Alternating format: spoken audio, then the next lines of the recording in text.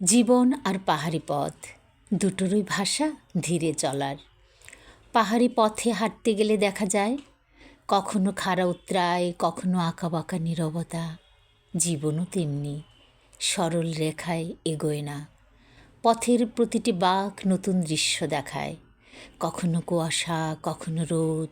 আর জীবন প্রতিটি অভিজ্ঞতায় শেখায় নতুন আলোয় নিজেকে দেখতে। পাহাড়ে উঠতে উঠতে শ্বাস ভারী হয়, পা ক্লান্ত হয়, তবু থামলে চলবে না, কারণ শিখর অপেক্ষা করছে। জীবনেও ক্লান্তি আসে, প্রশ্ন আসে, কিন্তু থামা মানে দৃশ্য হারানো। ধৈর্য আর বিশ্বাস নিয়ে এগুলো বোঝা যায় প্রতিটি কঠিন ধাপ আসলে আমাদের ভিতরে শক্তিটাকেই গড়ে তোলে। সবচেয়ে সুন্দর সত্যটা হলো শিখরে পৌঁছানোই শেষ কথা নয়। পথে যে নীরবতা, যে আকাশ, যে নিজেকে খুঁজে পাওয়া, সেখানেই জীবনের আসল সৌন্দর্য।